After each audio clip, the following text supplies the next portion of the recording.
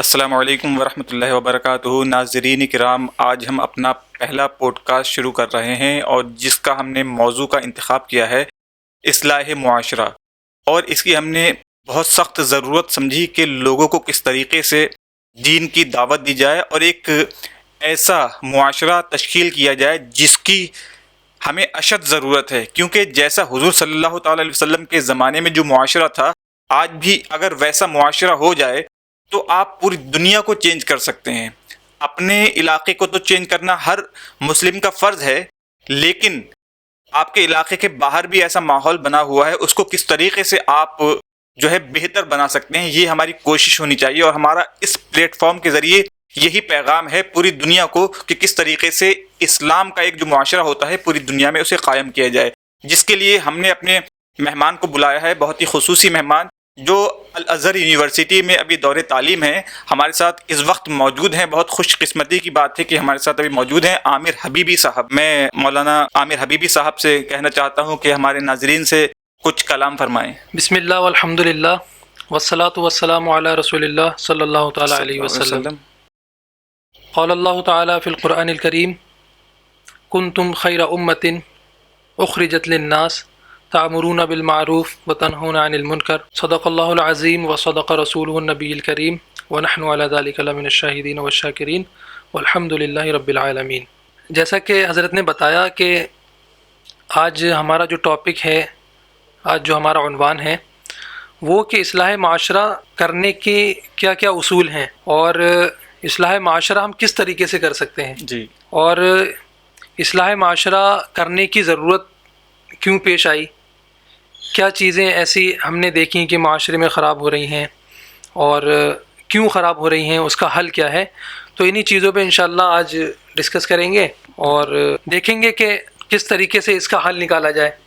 اللہ کے نبی صلی اللہ تعالیٰ علیہ وسلم نے بھی اس پہ بہت سی ہمیں احادیث دی ہیں، بہت سے اقوال اللہ کے نبی کے موجود ہیں کہ کیسے ایک مضبوط سوسائٹی بنائی جائے، کیسے ایک معاشرہ ڈیولپ کیا جائے، کیسے ایک قوم کو ترقی دی جائے۔ بالکل اللہ کے نبی صلی اللہ تعالیٰ علیہ وسلم کی تعلیمات، صحابہ کے اقوال بھرے پڑے ہیں۔ اور اللہ رب العزت نے قرآن کریم میں ارشاد فرمایا، ابھی جس آیت کی ہم نے تلاوت کی، کنتم خیر امت اخرجت للناس تعمرون بالمعروف وتنہون عن المنکر۔ اللہ رب العزت امت مسلمہ سے ارشاد فرما رہا ہے کہ تم وہ بہتر امت ہو جس کو لوگوں کی اصلاح کے لیے بھیجا گیا ہے۔ لوگوں کی اصلاح کے لیے یعنی آپ دیکھیں کہ معاشرے میں اگر کچھ غلط ہو رہا ہے، کوئی غلط بات ہے، کوئی کسی پہ ظلم کر رہا ہے، کوئی کسی کا حق مار رہا ہے، کوئی کسی کو دبانے کی کوشش کر رہا ہے، اور اگر اللہ رب العزت نے تمہیں توفیق دی ہے تو تم اس کو اس برائی سے روکو۔ کوئی آپ نے دیکھا کہ کسی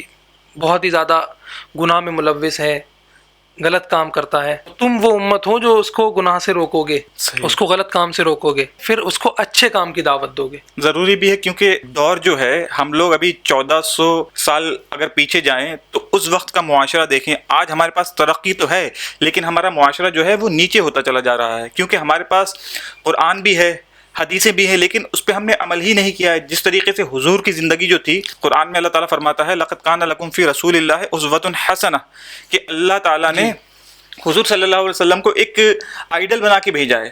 اگر ہم اس نمونے پہ حضور صلی اللہ علیہ وسلم کی طرز زندگی پر عمل کریں گے تو ہمارا جو معاشرہ ہے وہ الحمدللہ بہتر ہوگا اور بیٹر ہوتا چلا جائے گا۔ لیکن ہمیں ضروری ہے کہ ہمیں اس کے لیے حضور کی سیرت بھی پڑھنا، ہمارے صحابہ کرام کی سیرت بھی پڑھنا، جی اور خاص کر قرآن اور حدیث پر بھی عمل کرنا، کیونکہ قرآن میں کئی ساری جگہ یہ فرمایا ہے اللہ تعالیٰ نے کہ آپ لوگوں سے کلام کیجئے تو بہتر طریقے سے کیجئے، نرمی سے کیجئے، خوش اخلاقی سے کیجئے۔ لیکن ہمارا جو معاشرہ ہے اس میں لڑائی جھگڑے بہت زیادہ ہوتے ہیں۔ اگر آپ جس طریقے سے بازار جائیں گے تو وہاں پر لوگ ایک دوسرے سے لڑنے کے لیے تیار رہتے ہیں۔ بازار جانا اور یہ سب جو معاشرے میں یہ جو سب دقتیں ہیں، یہ ہم نے صرف اور صرف ترقی جو ہے صرف پیسے کو سمجھا۔ آپ جیسے کہ حضرت ابھی بتا رہے تھے کہ 1400 سال پہلے جو ایک معاشرہ اللہ کے نبی صلی اللہ تعالیٰ علیہ وسلم نے دیا، تو آج وہ معاشرہ کیوں نہیں ہو پا رہا ہے؟ جی، آج وہ ہے کیوں نہیں؟ سب سے پہلی بات تو ہم نے اللہ کے نبی صلی اللہ علیہ وسلم کی تعلیمات کو ہی بھلا دیا۔ اللہ کے نبی نے ارشاد فرمایا لا یؤمن احدکم حتی یحب لاخیہ ما یحب لنفسہ، اللہ کے نبی نے کہا کہ تم میں سے کوئی بھی مسلمان اس کا ایمان کامل نہیں ہوگا، وہ مکمل مومن تب تک نہیں ہوگا جب تک وہ چیز اپنے بھائی کے لیے پسند نہ کرے جو اپنے لیے پسند کرتا ہے، اور اپنے بھائی کے لیے وہ چیز ناپسند نہ کرے جو چیز اپنے لیے ناپسند کرتا ہے، بالکل جب تک وہ کامل مومن نہیں ہوگا۔ تو آج ہم دیکھیں کہ اگر ہم اس حدیث پہ ہی عمل کر لیں حضرت، تو بہت سی چیزیں سدھر جائیں گی، بہت سی چیزیں۔ آج ہمارے دیکھیں معاشرے میں جھگڑے ہیں کس بات پہ؟ ہمارے معاشرے میں جھگڑے صرف اسی بات پہ ہیں کہ میرے بھائی نے 1 فٹ زمین زیادہ کیوں لے لی، ٹھیک ہے، ماں نے یا والد نے جب مال تقسیم کیا تو اس میں ایک چیز اس کو زیادہ کیوں دے دی، یا یہ چھوٹا بھائی مجھ سے زیادہ ترقی کر گیا اور میں تھوڑا کم رہ گیا، مجھے پھر برابر کا پروٹوکول ملنا چاہیے، یہ مجھ سے بڑھ کیوں گیا آگے۔ بالکل ایسا ہی ایک صاحب جو تھے ہمارے قریب کے ہی رہنے والے ہیں، لیکن پہلی بار میری ان سے ملاقات ہوئی تھی، فرسٹ ٹائم جب میری ان سے ملاقات ہوئی تو وہ کافی خوش ہوئے، وہ اپنی زندگی کے بارے میں بتا رہے تھے، وہ بہت ریچ پرسن تھے، لیکن ان کے بھائی، سگے بھائی جو تھے ان سے اتنے نفرت کرنے لگے، ان کے پیسے کو دیکھ کر حسد کرنے لگے، بغض کرنے لگے کہ انہوں نے جادو ان کے اوپر کر دیا، وہ بتا رہے تھے۔ اس طریقے سے ہمارا معاشرہ ہو گیا مسلمانوں میں۔ جی یہ معاشرے کی خرابیاں، ان چیزوں نے امت مسلمہ کو بالکل ختم ہونے کے دہانے پہ لا کے کھڑا کر دیا ہے۔ آپ دیکھیں کہ معاشرہ وہ بھی تو تھا جب پوری دنیا اسی جستجو میں لگی رہتی تھی کہ ان مسلمانوں کے پاس ایسا کیا ہے کہ دنیا کے ہم کسی بھی فیلڈ میں دیکھیں یہ اعلیٰ درجات پہ نظر آتے ہیں ہمیں۔ اگر میڈیکل سائنس میں دیکھیں تو مسلمان 1 نمبر پہ، اگر ہم تجارت میں دیکھیں تو مسلمان 1 نمبر پر، ہم ڈاکٹرز کو دیکھیں مسلمان سب سے اوپر۔ اگر دنیا میں کسی کو انجینئر کی ضرورت پڑ رہی ہے، یہ میں اس دور کی بات بتا رہا ہوں جس کو مسلم گولڈن ایج وغیرہ کہا جاتا ہے، جب دنیا میں کسی کو انجینئر کی ضرورت پڑ رہی ہے تو وہ دیکھ رہے ہیں کہ مسلمان کوئی آ جائے۔ دنیا اسی تجسس میں رہتی تھی کہ مسلمانوں کے پاس ایسی کیا چیز ہے، تو وہ چیز صرف اور صرف یہ تھی کہ ہم ایک دوسرے کا درد سمجھتے تھے، ہم رنگ و نسل کے فساد میں نہیں تھے۔ آج ہم نے رنگ و نسل کا فساد بنا لیا، ہم نے کہا کہ یہ کالا ہے، ہم گورے ہیں، ہم نے کہا یہ فلاں نسل کا ہے، ہم اس نسل کے ہیں۔ جب سے ہم نے یہ رنگ و نسل کا فساد بنایا، امت مسلمہ زوال کی شکار ہوئی، اور اتنے زوال کی شکار ہوئی کہ میں یہ سمجھتا ہوں کہ ابھی سے اگر امت مسلمہ کے معاشرے پر کام کیا جائے تو میں یہ سمجھتا ہوں کہ صدیاں لگیں گی اس کو لیول پہ لانے میں، پھر جو ترقی کا کام ہے وہ بعد میں شروع ہوگا۔ اس پہ مجھے ایک بہت ہی شاندار ایک واقعہ یاد آ رہا ہے۔ ایک شخص یہ دیکھنے کے لیے بغداد گیا، جب بغداد اس وقت دنیا کا مرکز ہوا کرتا تھا، تعلیمی لحاظ سے، تجارتی لحاظ سے، ہاؤس آف وزڈم وہاں پہ تھا، ایک سپر پاور بغداد جس وقت مانا جاتا تھا۔ ایک شخص یہ دیکھنے کے لیے بغداد گیا کہ میں یہ ریسرچ کروں کہ یہ امت مسلمہ، ان مسلمانوں کے پاس ایسی کون سی چیز ہے کہ یہ اتنی زیادہ ترقی پا گئے ہیں کہ دنیا میں جسے دیکھو وہ مسلمان، اور سب مسلمانوں کے گیت گا رہے ہیں کہ مسلمان انجینئر چاہیے، مسلمان ڈاکٹر چاہیے، مسلمان تاجر چاہیے۔ تو وہ یہ دیکھنے کے لیے بغداد کے لیے نکلا۔ ابھی بغداد پہنچا نہیں تھا، بغداد کی حدود میں داخل ہوا اور ایک ریسٹورینٹ پر کھانا کھانے کے لیے وہ رکا۔ تو جب اس نے وہاں کھانا کھایا تو اس کے سامنے ایک مسلمان تاجر بیٹھا ہوا تھا، ایک نوجوان تھا۔ اس نے محسوس کیا یہ جو سامنے شخص ہے یہ یہاں کا رہنے والا نہیں ہے، یہ مہمان ہے۔ اس نے اپنا کھانا کھا کے بل دیا اور اس کا بھی بل دے دیا۔ جب وہ اٹھ کے کھانا کھا کے کاؤنٹر پے کرنے گیا تو اس نے کہا کہ میرا کیا حساب ہے، بل کیا ہے؟ تو انہوں نے کہا سر آپ کا بل تو ہو گیا۔ کہا کہاں سے ہو گیا؟ کہا وہ ایک نوجوان سامنے بیٹھا تھا، اس نے محسوس کیا کہ آپ مسافر ہیں، مہمان ہیں، تو اس نے آپ کا بل پے کر دیا۔ یہ ہمارا طریقہ ہے مسلمانوں کا، ہم مہمان نوازی میں پیچھے نہیں ہٹتے ہیں۔ کہا وہ کہاں ہے؟ کہا وہ رکا نہیں کہ آپ کہیں اس کا شکریہ ادا نہ کر دیں۔ ہم مسلمان یہ دنیا میں شکریہ کے محتاج نہیں ہوتے، ہم اللہ سے اجر چاہتے ہیں روز قیامت۔ پھر وہ بغداد میں گیا، ریسرچ کرنے لگا، مشاہدات کرنے لگا کہ دیکھیں یہاں کے لوگ کیسے اپنے معاملات طے کرتے ہیں، کیسے اپنی چیزیں مینیج کرتے ہیں۔ تو اسی دوران اسے کسی چیز کی حاجت ہوئی، ڈیلی روٹین کی کسی چیز میں سے کچھ چاہیے ہوگا، تو وہ مارکیٹ گیا۔ مارکیٹ جب گیا تو وہاں ایک دکاندار سے کہا کہ مجھے یہ چیز چاہیے، تو دکاندار نے وہ چیز اس کو لا کے دی اور پرائز فکس ہوا، تو پھر وہ پیسے دینے لگا۔ لیکن دکاندار نے کہا بھائی اگر ایک بات کہوں تو برا تو نہیں مانیں گے؟ اس نے کہا جی بتائیے۔ اس نے کہا یہی چیز اسی کوالٹی کی اگر آپ وہ سامنے جو دکاندار ہے اس سے لے لیں تو آپ کو کوئی پرابلم تو نہیں؟ تو اس نے کہا مجھے چیز چاہیے، مجھے تو کوالٹی چاہیے اور چیز چاہیے اور مجھے پے کرنا ہے، مجھے دکان سے کیا مطلب۔ مثال کے طور پہ ہم ابھی جائیں مارکیٹ، ہمیں کچھ چاہیے، مثال کے طور پہ آئی فون چاہیے، ٹھیک ہے، آئی فون 14 چاہیے، 13 چاہیے، ہمیں تو آئی فون سے مطلب ہے نا، کسی بھی اسٹور سے ہم اٹھا لیں۔ تو اس نے کہا مجھے تو بھائی چیز چاہیے، ٹھیک ہے میں وہاں سے لے لیتا ہوں۔ اس نے کہا میں چیز وہاں لینے جا تو رہا تھا لیکن میرے دل میں یہ تجسس تھا کہ اس نے خود منافع کیوں نہیں لیا۔ صحیح بات ہے، ہر کوئی چاہتا ہے کہ منافع، کیونکہ آج ہم دیکھیں جو ہمارا معاشرہ ہے، اگر ایک سامنے دکان کھل گئی تو سیم دکان سامنے ہی ایک ضرور کھولیں گے کمپٹیشن کے لیے کہ یہ ترقی نہ کر جائے، اور جب اس کی چل رہی ہے تو ہماری کیوں نہیں چلے گی؟ ٹھیک ہے. اور اگر وہ 40 روپے کی 1 کلو چینی دے گا تو میں 38 کی دوں گا. ٹھیک ہے. اگر وہ 38 کی دے گا تو میں 35 کی دوں گا.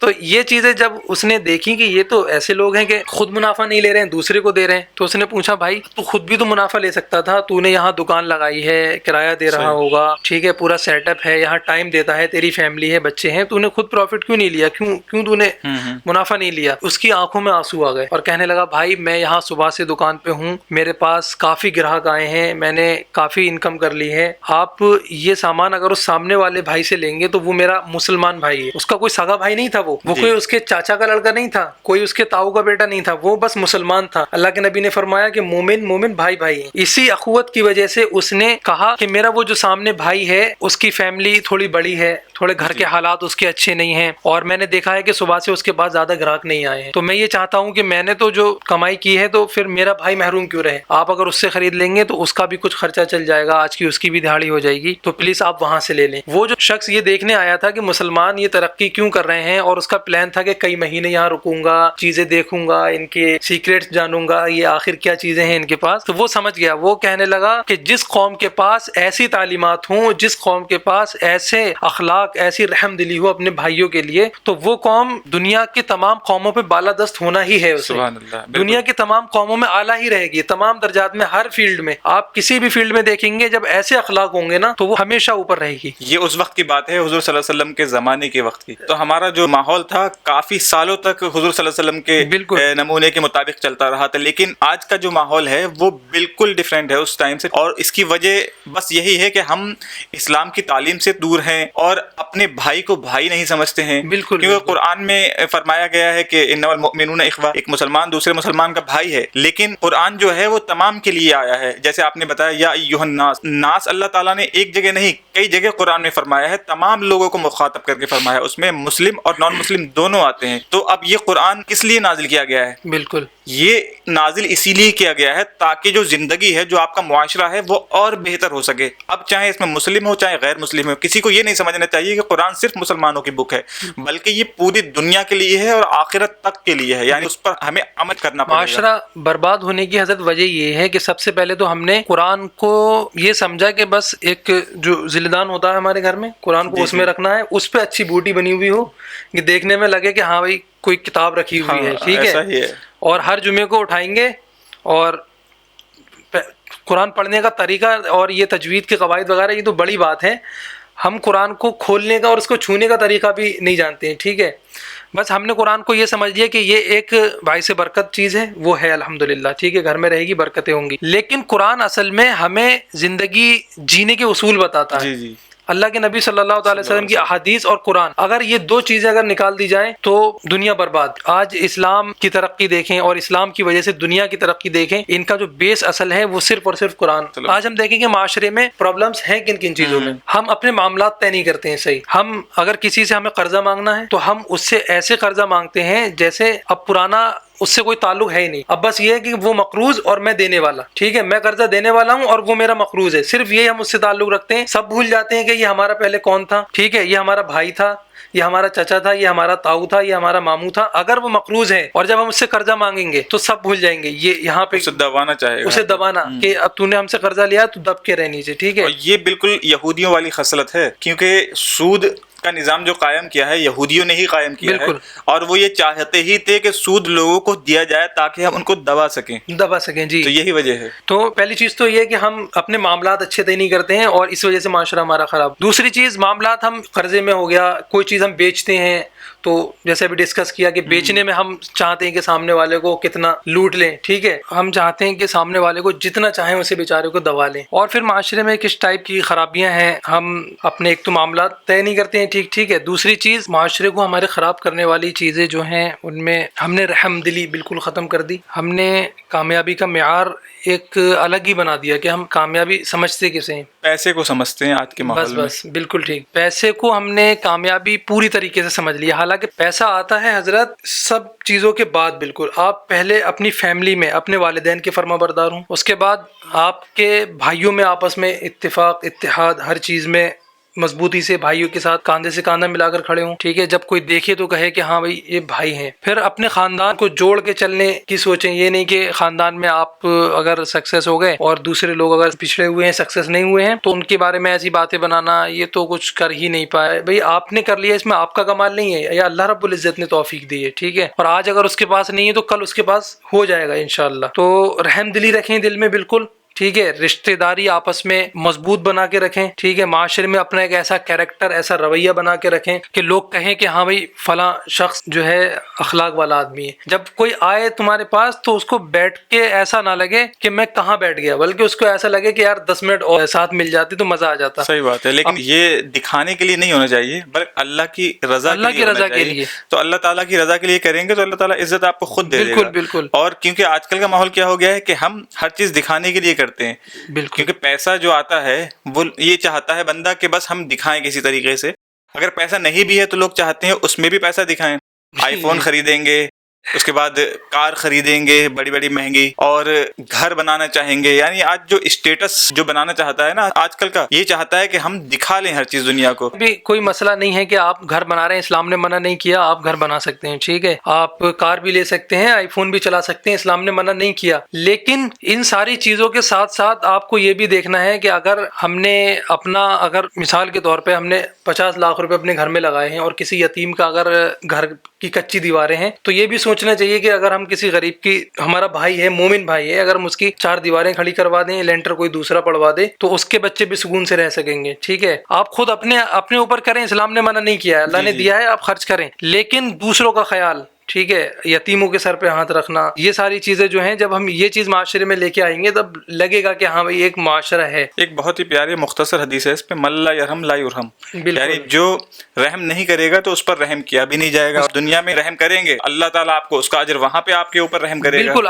اللہ رب العزت حشر میں اس کا اجر دے گا، بالکل دے گا، اگر آپ دنیا میں رحم کر رہے ہیں. لیکن اس کی دنیا میں ہم مثال دیکھ لیں، ٹھیک ہے. آج ہم پاورفل ہیں، فلاں شخص سامنے پاورفل نہیں ہے لیکن اس کے بچے بھی چھوٹے ہیں، ٹھیک ہے. آپ نے اس پہ آج رحم نہیں کیا، وقت بدلتا رہا، 20 سال بعد اس کے بچے بڑے ہوئے، اللہ رب العزت نے ترقی دی، ٹھیک ہے، بچے پاور میں آ گئے، آپ کے بچوں کو ترقی نہیں مل پائی، آپ جو ہے تنزلی کا شکار ہوئے. پھر وہ بچے آپ پہ کیسے رحم کریں گے جن کے والد کو آپ نے ان کے بچپنے میں، انہوں نے دیکھا ہوگا کہ بچپنے میں آپ نے انہیں دبایا، ٹھیک ہے، فالتو کی باتوں پہ ان کے سامنے آپ لاٹیاں لے کے آ جاتے تھے، ان کی زمینیں آپ نے ماری، ٹھیک ہے، بیچاروں نے جیسے تیسے زندگی گزاری، بچوں کے سامنے ہوتا ہے یہ سارا. وہ پھر بڑے بھی اسی چیز کو لے کے ہوتے ہیں، اللہ کب ہمیں پاور دے اور کب ہم انہیں دکھائیں یہ جو انہوں نے باپ کے ساتھ کیا ہے. من لا یرحم لا یرحم. تم یہاں رحم نہیں کرو گے تو تم پہ بھی رحم نہیں کیا جائے گا. جیسا بوگے ویسا کاٹو گے، جیسا بوگے ویسا کاٹو گے. تو معاشرے کی یہ کچھ خرابیاں ہیں. آج کل سب سے زیادہ مسئلہ جو ہوتا ہے وہ گھر خاندان کے علاوہ جو ہے ہم کہتے ہیں کہ وہ دور کا رشتہ دار ہے ہمارا، ہم رشتہ داری بنا کے نہیں رکھنا چاہتے ہیں کہ وہ تو دور کا رشتہ دار ہے. حالانکہ آپ کو فیلنگز دیکھنا چاہیے. مثال کے طور پہ اگر آپ کے سگے رشتہ دار ہیں، سگے چاچا ہیں، ٹھیک ہے، خاندانی ہیں، سگے ماموں ہیں، لیکن آپ سے محبت نہیں کرتے ہیں، آپ کو نہیں چاہتے ہیں کہ تم ان کے گھر آؤ، لیکن ایک دور کا تمہارا کوئی رشتہ دار ہے،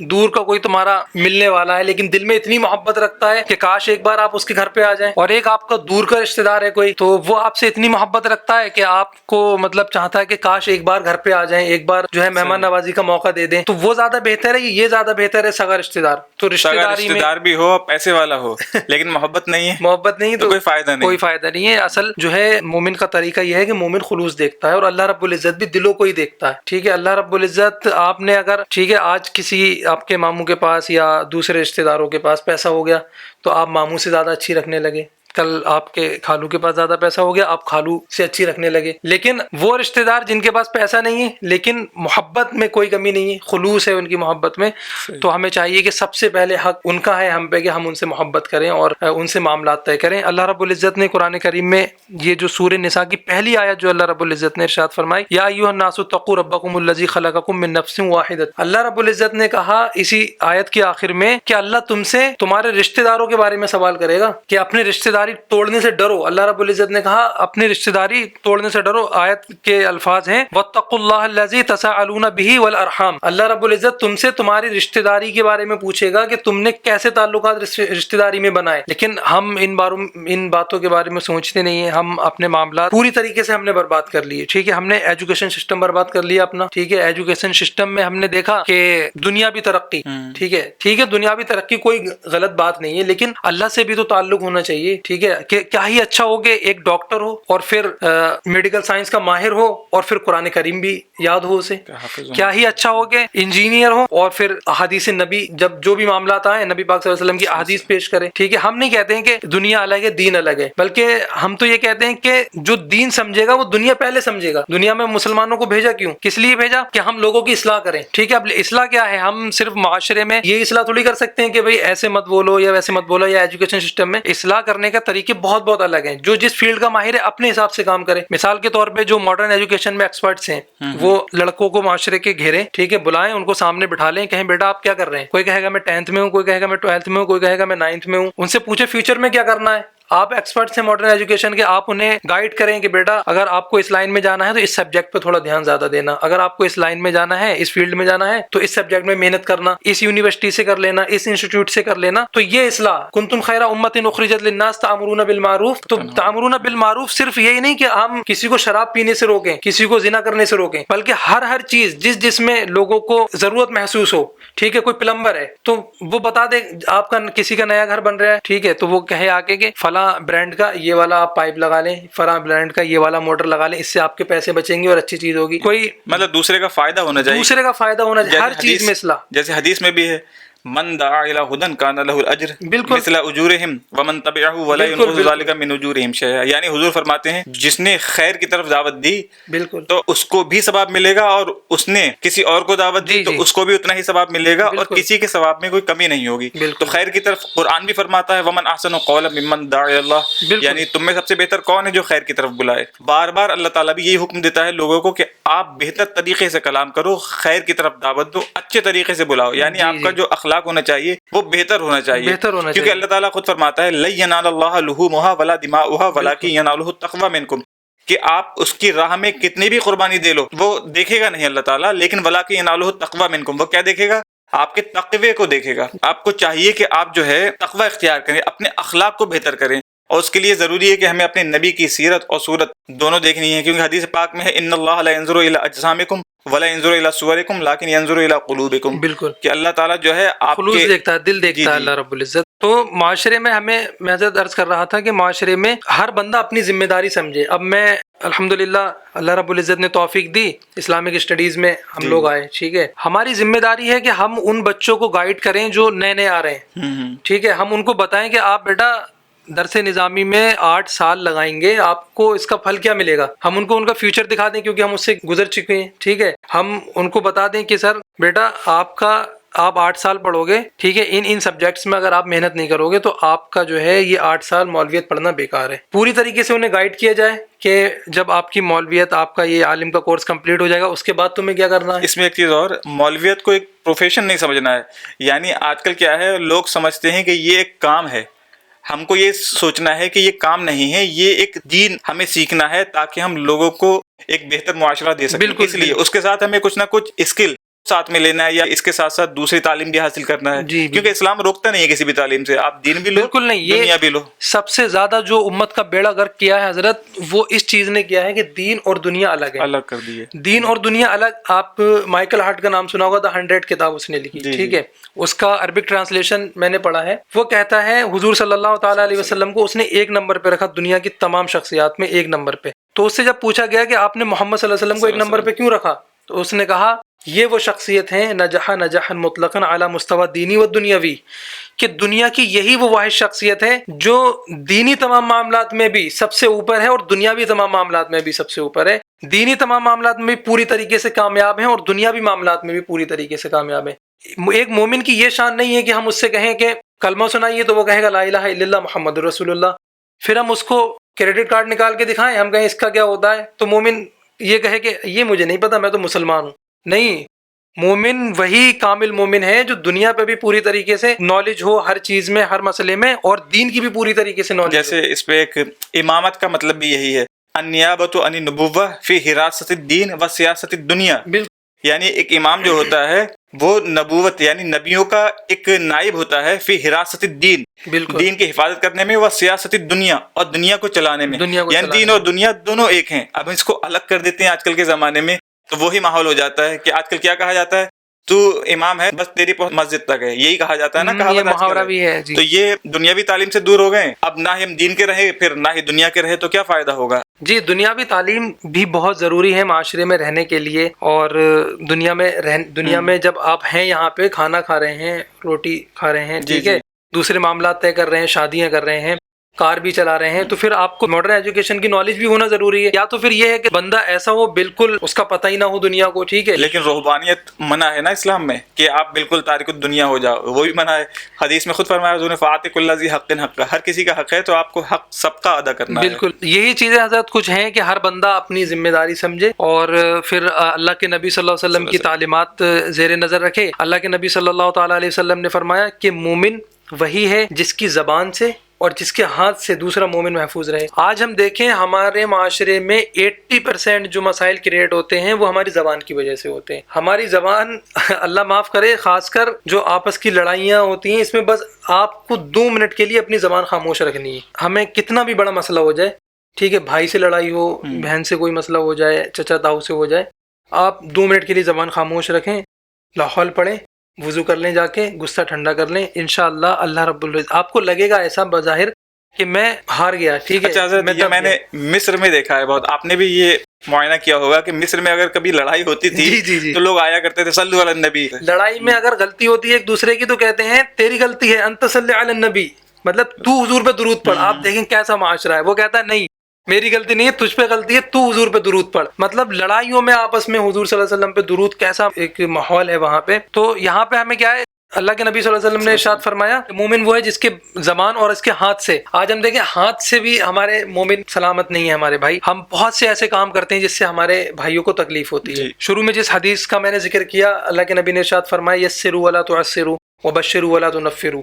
اللہ کے نبی نے ارشاد فرمایا کہ لوگوں کے لیے آسانیاں پیدا کرو، اور ہم کیا کرتے ہیں، لوگوں کے لیے مسائل کریٹ کرتے ہیں، لوگوں کے لیے پریشانیاں کرتے ہیں. مثال کے طور پہ اللہ رب العزت نے توفیق دی، ہم نے بلٹ لے لی، ٹھیک ہے، اللہ رب العزت سب کو توفیق دے بلٹ لینے کی، لیکن روڈ پہ چلنے کے کچھ اصول و قواعد ہیں. آپ نے بلٹ لے لی، آپ سمجھ رہے ہیں کہ بس یہ بلٹ میری ہی پاس ہے اور یہ میرا حق تھا اور میں جو چاہوں کروں، پھر وہ لگوا لیا سیلنسر میں جو لگتا ہے کٹ وغیرہ، یا آواز اس کی بڑھانے کے لیے وہ آتے ہیں پٹیالہ والے سیلنسر وغیرہ، وہ لگوا لیے. اب دن بھر روڈ پہ پٹ پٹ پٹ پٹ. اگر کوئی لیڈی ہے تو اس کو پرابلم ہوگی، کوئی بچہ ایگزام کی تیاری کر رہا ہے اس کو پرابلم ہوگی، ہارٹ کا مریض ہے، کوئی ہارٹ کا مریض ہے اس کو پرابلم ہوگی، ٹھیک ہے. بزرگ ہیں جن کو زیادہ چیزیں یہ برداشت نہیں ہوتی ہیں، آواز شور شرابہ، ان کو دقت ہوگی. تو کچھ سال پہلے ایسا ہارن بھی آیا تھا، لوگ شوق میں لگایا کرتے تھے لڑکے لوگ، اگر کوئی بجاتا تھا قریب میں جا کے ایک دم سے ڈاگ کی بارکنگ کی آواز آتی تھی، آدمی ڈر جایا کرتا تھا. کافی سارے ایکسیڈنٹ بھی ہوئے، حکومت نے اس کے بعد روک. یہ ایسے اچھے معاشرے کے اچھے، یعنی حضور صلی اللہ علیہ وسلم کی تعلیمات سے آشنا لوگوں کے کام نہیں ہے یہ جاہل لوگوں کے کام ہے. آپ کی وجہ سے لوگ کتنا پریشان ہو رہے ہیں، ٹھیک ہے. ہم نے اگر گھر کے باہر اگر ریپ بنانی ہے تو ہم اتنی لمبی بناتے ہیں